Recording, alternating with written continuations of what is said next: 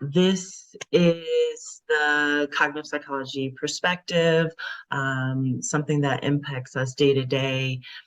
I wanted to give a very human concept or background to the way in which we impact diversity, equity, inclusion in the workplace or our day-to-day lives. Okay. Last seminar, we spoke more deeply about the blind spot. We talked about signal detection, which is based off of, do we really see what we think we see? Do we actually hear what we hear only because we hope to hear it? Things like that. And that was in the realm of perception. Perception is the beginning to when we start to get into impacting decision making, right? So how we perceive things allows us to eventually make a decision, and those decisions can be very beneficial or costly, depending on where this perception is coming from, depending on how deep the blind spot or how often there are hits versus misses in terms of signal detection. Okay,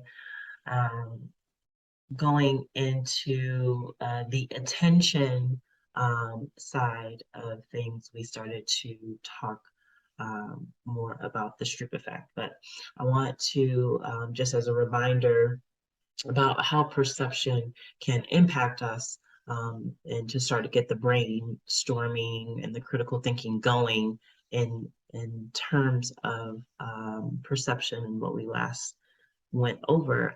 I'll have Alex play the first video, and that'll be a good transition back into attention in the realm of cognitive psychology.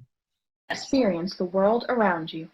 For example, you recognize your favorite food by its aroma and the way it looks. You recognize an orange by its round shape, citrus flavor, and its color. You recognize a song by listening to its melody and the singer's voice. It is through these sensory experiences that we interact with and interpret things in our world. Recognizing and interpreting sensory information, such as sound and smells, are all a part of perception. Perception can be defined as our recognition and interpretation of sensory information. Perception also includes how we respond to the information. We can think of perception as a process where we take in sensory information from our environment and use that information in order to interact with our environment. Perception allows us to take the sensory information in and make it into something meaningful. For example, let's look at our perception of words. Each letter of the alphabet is in itself a singular letter. When we perceive words, we think of them as one singular unit that is made up of smaller parts called letters. It is through this organization of letters into words that we are able to make something meaningful. That is, we perceive an entire word, and this word has a specific meaning that can be found in the dictionary. Perception is also necessary for us to survive in our environment. For example, before parents feed their babies microwaved food, they taste it in order to make sure that the temperature isn't too hot. This involves using sensory information, touch and taste, to make sure that the food is not dangerous for the infant. Before we cross a busy street, we rely on our hearing and sight to make sure a car is not coming. Without the sensory information, we would not be able to judge which food was too hot or when an appropriate time to cross the street would be. Suppose that you and a friend are visiting a haunted house and walking through a dark room. The lights come on, and you both notice that the room is moving in circles. You tell your friend that it must have taken a lot of work for them to make the walls of the room spin. Your friend looks at you and says that it is not the room that is spinning, but it is the floor. Which one of you is correct? Although you both realize that it is an optical illusion, you each came up with different truths as to what is really spinning. Because your perceptions differ, you each have your own version of the truth of the situation. And this truth may or may not be different from what is actually happening. Because our perceptions are based on our individual sensory information, there is always some level of subjectivity when it comes to perceptions. We can think of perception as a filter through which we experience reality. The reality could be that neither the floor nor the walls are moving, but some other mechanism is causing you to perceive that they are moving. Your perceptions of what is going on would be different from the reality of the situation. Perceptions are subjective and dependent upon the person. Reality is the objective truth. Perception involves using sensory information in order to interact safely and effectively with our environment. We rely on our senses in order to keep us safe and to help us interact with people and things around us. Our perceptions are subjective truths. We can think of perception as a filter through which we experience reality. So the next time you are having a conversation with a friend and they say, "Let's be objective about this," you can explain that you can never truly be objective about anything, since perception always involves some level of subjectivity. Great. So I think that was just a good summary of perception, considering that, we talked about the different elements or more detailed experiments that are examples or under the wheelhouse of perception. I think it's very interesting to really understand that psychology basically tells us there's really no right or wrong when it comes to situations or the communication of our perception, because everyone has a right to have their own perception. Now then, that's also when we could potentially get into the realm of mental illness and what's on the normalcy of perception, but we're speaking in terms of a work environment or something more day to day in these instances. Okay. Moving to attention, a very important aspect of our psychology, right? What do we pay attention to and why? How long do we actually keep that attention and things of that nature? So the Stroop effect that we went over from last session taught us that if we expect to see something, we tend to respond to that a lot faster versus instances where we have an incongruent stimuli. Okay. Moving also to something that's very similar, it's called the Simon effect. Okay. Now, the Simon effect is difference in accuracy or reaction time between trials in which stimulus and response are on the same side and trials in which they're on opposite sides. Now, basically what that means, let's give in a more tangible example and practical implications. So say in the use of human machines, aircraft, cockpits, for example, a person that needs to react more quickly needs controls that are along the side that they expect to see it so that they can respond faster. Okay. A typical demonstration of the Simon effect involves when a participant has a panel with two buttons usually. And I've taken some of these psychology experiments. There may be a way where I can provide information for people to do some of these experiments digitally. And I'll find the information for that. But the participant is told that they should press the button when they see something on the right. They should press the button on the right when they see something red appear on the screen, but they should press the button on the left when they see something green. Now, they're told to ignore the location of the stimulus. It just matters to do right for red and left for green. Now, participants tend to basically react faster when the red lights appear on the right-handed side because that's the button that they're supposed to push.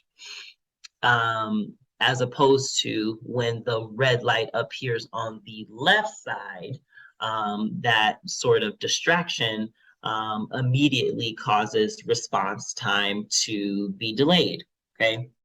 Now, I think it's quite interesting that there's so many psychology experiments that tell us time and time again what we perceive, how we perceive it, where we believe things to be, impacts if we see it at all, if we detect it at all, and now if we even respond to it or how timely we respond to it. And when we think about the capacity of those phenomenons, how can that impact our work impact or our day-to-day relationships? How does that impact what we perceive between diversity, equity, and inclusion? Are we perceiving things based off of what we see in the media? And then at that point, we respond, and our response times are dictated on that. Do we have many instances where our family is multicultural and now we're able to respond in a different way because of varied experiences? I think that that is something really powerful to look at. Okay.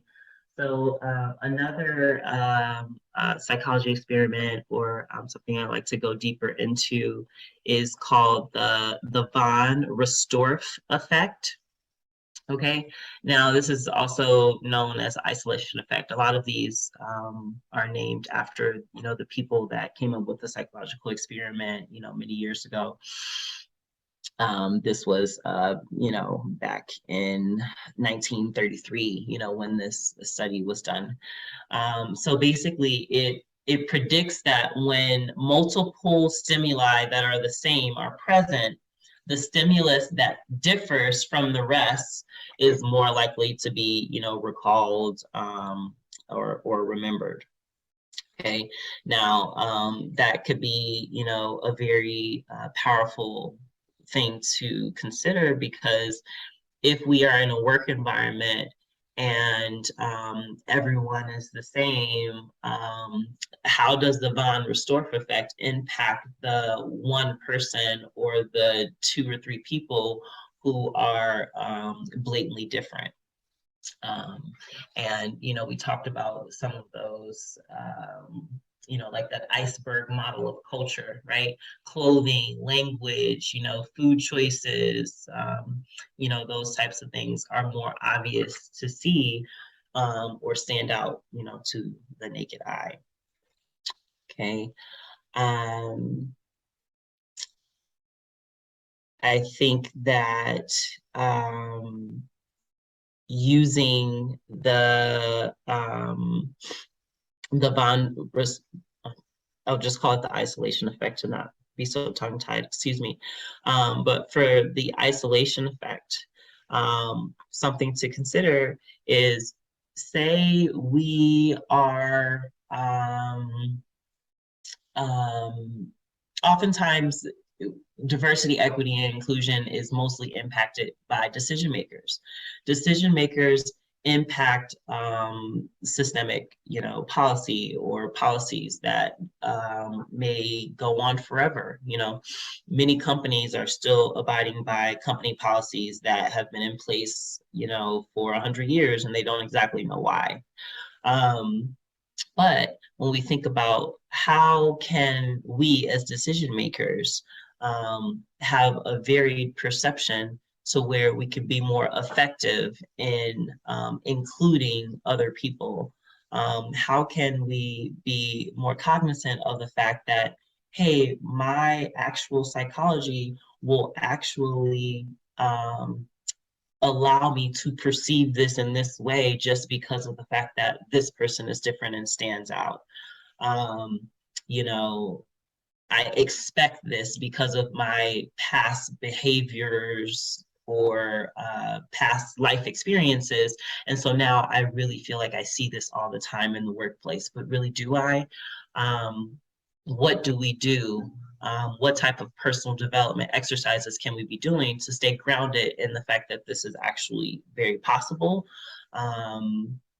Does this make us have a little bit more grace on, what the gray area really is? Or can we be more definitive on this is right or this is wrong now that we know, or now that we can take into consideration that everyone literally has a completely different perception or, capacity in that way. Okay. If there's any questions, I'm, definitely open to take a pause, but other than that, I will go ahead and just continue. Okay. I am going to ask that Alex cue that second video on with attention, just in summary, just speaking to how attention impacts us on that psychological level. Right now, as you watch this video, you are exercising your attention. Attention is a topic that has been studied often by cognitive psychologists. It refers to focusing and processing information from our surroundings. While it involves our tending to facets of our environment, the nature of our attention can vary from event to event. There are four main types of attention that we use in our daily lives: selective attention, divided attention, sustained attention, and executive attention. Selective attention. Have you ever been at a loud concert or a busy restaurant and you are trying to listen to the person you are with? While it can be hard to hear every word, you can usually pick up most of the conversation if you're trying hard enough. This is because you are choosing to focus on this one person's voice, as opposed to, say, the people speaking around you. Selective attention takes place when we block out certain features of our environment and focus on one particular feature, like the conversation you're having with your friend. Divided attention. Do you ever do two things at once? If you're like most people, you do that a lot. Maybe you talk to a friend on the phone while you're straightening up the house. Nowadays, there are people everywhere texting on their phone while they're spending time with someone. When we are paying attention to two things at once, we are using divided attention. Some instances of divided attention are easier to manage than others. For example, straightening up the home while talking on the phone may not be hard if there's not much of a mess to focus on. Texting while you are trying to talk to someone in front of you, however, is much more difficult. Both age and the degree to which you are accustomed to dividing your attention make a difference in how adept at it you are. Sustained attention. Are you someone who can work at one task for a long time? If you are good at using sustained attention. This happens when we can concentrate on a task, event, or feature in our environment for a prolonged period of time. Think about people you've watched who spend a lot of time working on a project like painting, or even listening intently to another share their story. Sustained attention is also commonly referred to as one's attention span. It takes place when we can continually focus on one thing happening rather than losing focus and having to keep bringing it back. People can get better at sustained attention as they practice it. Executive attention. Do you feel able to focus intently enough to create goals and monitor your progress? If you are inclined to do these things, you are displaying executive attention. Executive attention is particularly good at blocking out unimportant features of the environment and attending to what really matters. It is the attention we use when we are making steps toward a particular end. For example, maybe you need to finish a research project by the end of the day. You might start by making a plan, or you might jump into it and attack different parts of it as they come. You keep track of what you've done, what more you have to do, and how you are progressing. You are focusing on these things in order to reach the goal of a finished research paper. That is using your executive attention. Researchers have studied how attention changes over our lifetime, especially our sustained attention. Lucy is 5 years old. Her mother puts Barney on the television for her while she makes lunch in the kitchen. Her mother hopes that Lucy will stay interested and seated long enough for her to finish up, but as usual, Lucy is not able to stay focused for more than 15 minutes. At first she was mesmerized with the show, but then she loses interest and comes over to tug at her mom.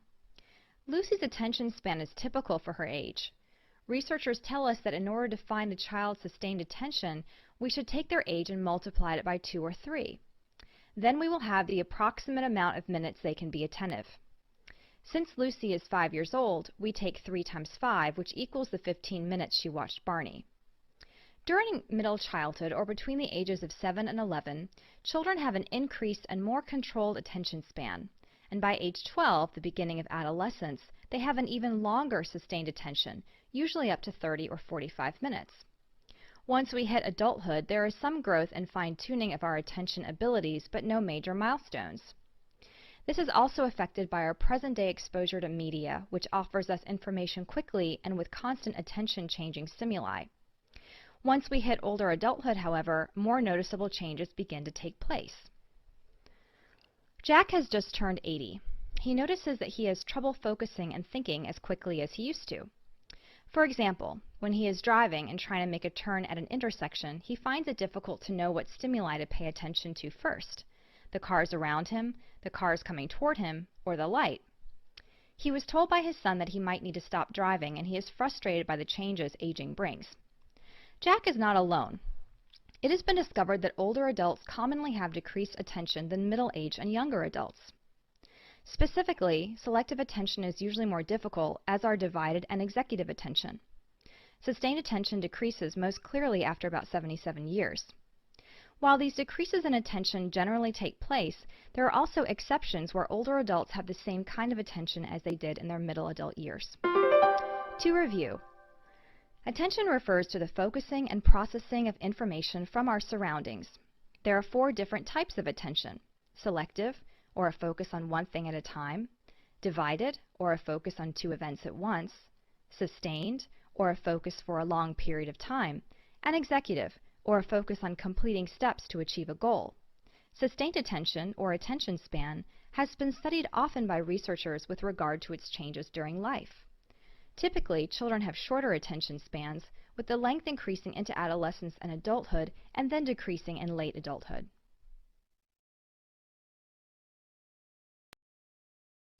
Great, thank you so much for that.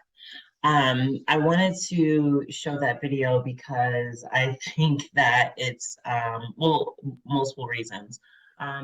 In summary, with attention, there's many layers to it. I think it's really something to consider that our age can impact our attention. Now, I know we always think like, oh, well, of course, kids, don't have that sort of attention span, or, what have you, or as you get older, we sort of say these things lightheartedly, but to know that there's actual psychological experiments that say, hey, yes, attention is impacted by age.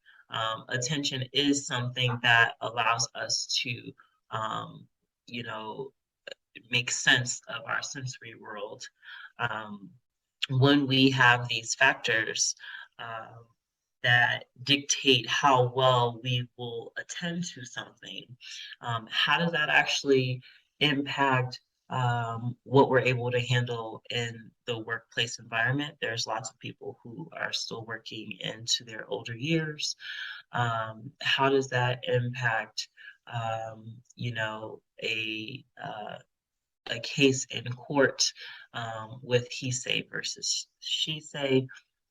How does that even impact in a hospital setting, a caregiver or a provider who is being attentive to things, or has a certain perception about demographics? How does that impact their response time, or their actions, or their behavior? Okay. Going into short-term memory and working memory in the realm of psychology, because our memory, that storage, is very critical in our processes and in our decision making. Okay. I want to go into speaking about something called partial report, partial as in like half. And it's basically a testing memory where basically you show or only some of the complete information shown is to be recollected. Okay, but what we find when this study happens is that if there are several rows or letters shown to a participant, a cue given afterward may prompt recall of only one particular row. So it's like, you have all these things that you're being shown, but you're only told to recall a piece of it. Okay. And this is something that goes deeper into studies of iconic memory. Okay. Iconic memory, like the brief retention of an image or visual stimulus beyond when that stimulus has, stopped showing. Okay. It's something that was developed by someone called George Sperling in the 1950s. And at that time, there was this cognitive concept, called like span of apprehension. And that basically said what humans are able to recall at a glance. This limit represented the limit of information that we can take in instantly. So if we're on a scene and we have to attend to 30 different things on that scene at once, what are the first 4 to 6 things that we will attend to, because that's all we have the capacity to, is something to sort of consider there.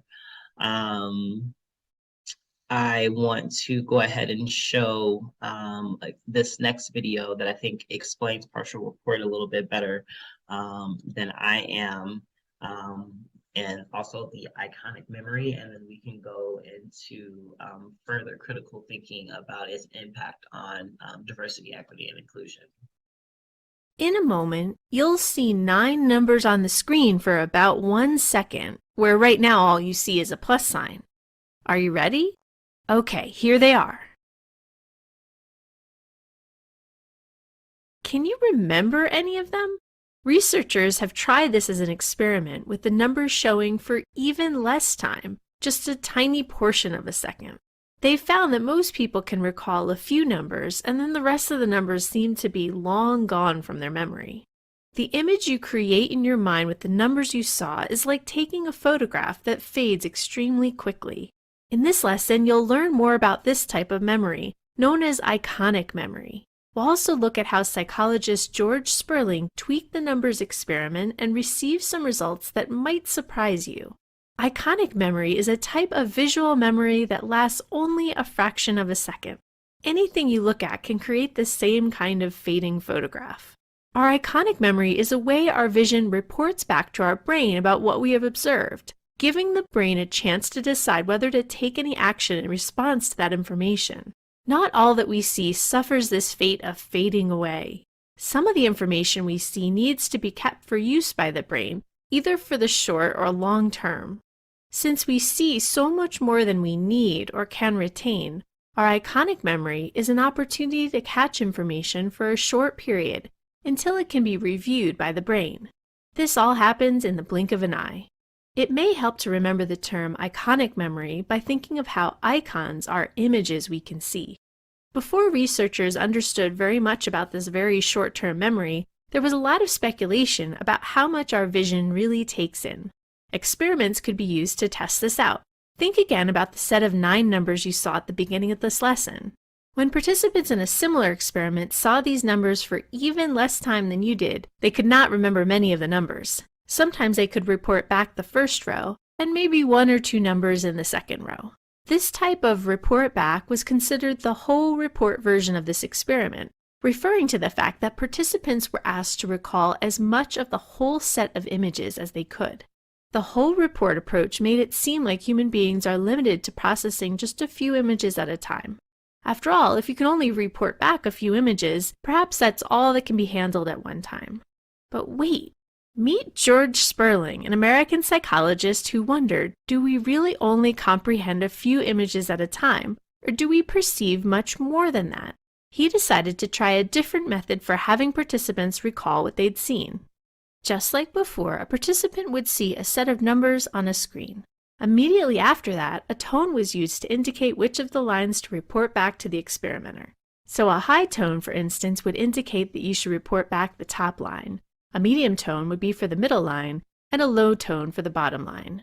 This method was considered a partial report approach because the participants did not try to aim to report back on everything they had seen, and instead were told exactly what portion to recall. Guess what they found?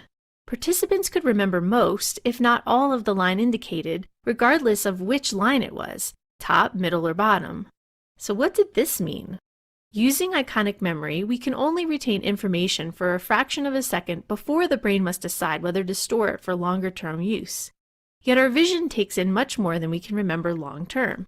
Sperling knew this was the case because no matter which line was indicated to the participant, they could often report it back if the tone immediately indicated which line to recall. But if you asked a participant to report all of the numbers they'd seen, like in the whole report approach, they may never get to the third line. This is because our iconic memory is so short-lived that by the time we get to reporting all of the numbers, we've forgotten many of them. Yet we did see them and we did process them. We just can't remember them all later.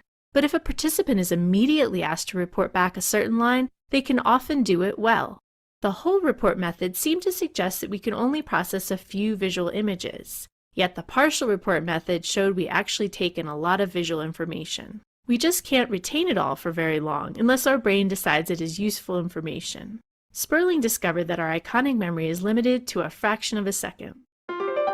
Iconic memory is a type of visual memory that lasts only a fraction of a second and reports back to our brain about what we've observed. In the past, researchers thought that perhaps our visual perception is limited to several images at a time. When participants in an experiment were shown a set of images and asked to recall as much as possible, they could only remember a small portion of them. However, in Sperling's partial report experiment, participants could recall the portion of numbers they were asked to report back relatively accurately compared to the whole report approach. This gave Sperling the indication that we can perceive more than just a few images. Instead, the short-lived nature of iconic memory is the reason we can only report back a few numbers at a time in the experiment.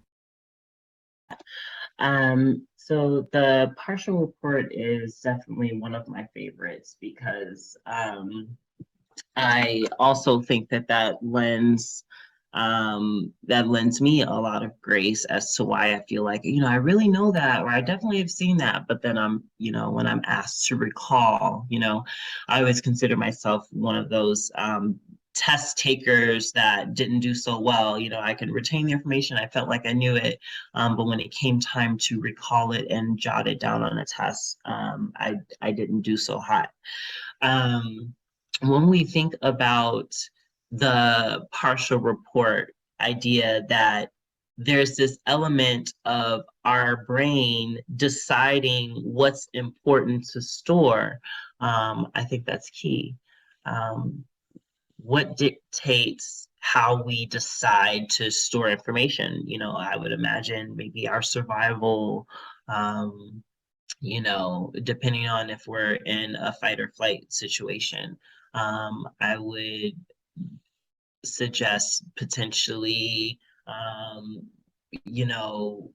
things for us to succeed or excel, in those moments. But it's what we actually perceive will get us those results. Okay.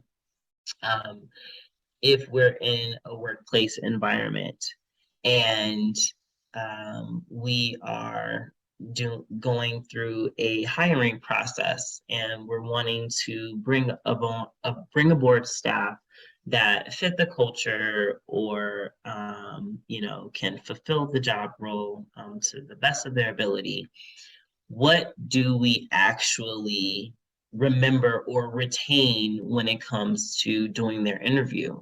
And what do we attach to? Is it easy for us to remember things because we have many commonalities with them? Or is it easy for us to remember things because they are so different from us? And how does that impact us for the better or for worse? I'd love to know what anyone thinks about the idea of what really impacts how we choose or decide. Like, is there a hierarchy of what's more important? Um, is it our protection? Is it our loved ones or our important relationships? Does it depend on each person because of what we shown in like the diversity wheel, what we shown in some of those diagrams from last time, is that each one of us is made up of so many different elements that no two people are alike. So it's impossible for any two people to perceive the same, not even a married couple or twins, if you will. Okay. There's patterns of how we handle emotions, right? How we handle emotions and how we have a conflict resolution style may dictate how we perceive others and their output of emotion, right? You have someone at work that's very passionate and they're given the sales pitch or they're given the team rah-rah at the meeting, or they're communicating why they should get that raise, right? And they're very passionate and they're very aggressive, but then maybe you are not like that. Do you actually perceive that person as capable? Do you really retain that, oh my God, that person was just aggressive only? When we're thinking about how our psyche or our psychology works, what we perceive, what we attend to. Okay. Something is also to consider is patterns of group decision making. Okay. If there are the patterns of a group decision making, but then you have that one person, like the isolation effect, the von Prestorff effect, that stands out in how they want to make a decision or what have you. Is that person ostracized at that point? Or are they congratulated because they are stepping outside the box and they're thinking differently? How do we value all the ways in which different people bring elements to the table? How do we perceive the value that other people bring in a way that is balanced or somewhat equal when none of us have the same perception? I think that's a very, interesting conundrum. Then there's also the theories of disease. Different cultures have a different belief system around healthcare. Otherwise, why is it called, Western medicine? Otherwise, why is it called ancient Chinese medicine or holistic this? Or, why is it even categorized if it wasn't coming from, different cultural standpoints? And though they all have their valid theories and their tried and true beliefs and the things that they believe and perceive and attend to because of their perception, right? And there's varying degrees on that belief. So how is that? How do you come to a balance with that in the realm of healthcare? Okay. Um, these are some things that diversity, equity, and inclusion can take light of also, because if we perceive that, yes, we have these diverse numbers, or yes, we are doing our due diligence in multicultural communities, But are we actually attending in a way where the different cultural groups actually feel included and there is a level of inclusivity? Um, are different cultural groups just constantly assimilating to the way work cultures already are, or are there opportunities for them to feel included and as if their norms are also integrated? And then there's that piece of equity. Okay, are there equitable outcomes and measures that take place from the top down or the bottom down of processing from what we perceive and what we attend to?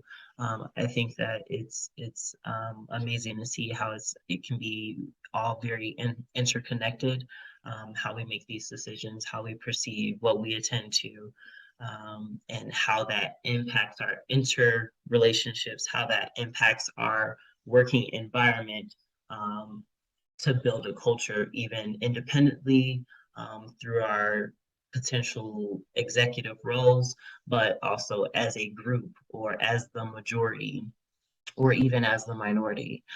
So one of the last things that I'll speak on today in the realm of our short-term memory or working memory is the Brown-Peterson task.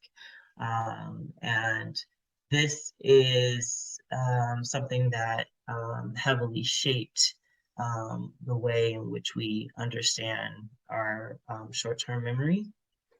Okay, so working memory, our operative memory, allows an individual to store and use the information for a short period to complete tasks such as reasoning, language comprehension, reading, and acquiring new information. Now, short-term memory allows us to remember and respond to information, associate or integrate new ideas with previously learned information, or retain information while focusing on new information. Now, working memory instead uses a conscious process to store and retrieve information in the short term. So taking notes during the class lecture, or gaining information through a conversation, or remembering a phone number before you write it down, that sort of thing. Okay. John Brown and Margaret Peterson were basically researchers, and they conducted this short-term memory experiment. And it refers to, two experiments together on rehearsal and our short-term memory. The first experiment, ultimately, the Brown-Peterson task, also known as the Brown-Peterson distractor technique, is like a memory exercise. And the exercise requires participants to view several, they call them consonant trigrams, which is basically 3 letters such as like LBD or JGC or something like that. And then they take a part of a distractor exercise, which lasts different intervals of time, 3 to 18 seconds. Okay. Now, what was identified is that there's 2 types of interference to our memory. A retroactive interference, which is when new information disrupts the recall of old information. Or proactive interference, which occurs when old information sort of confounds the recall of new information. Okay. Now, when we consider something like that, right?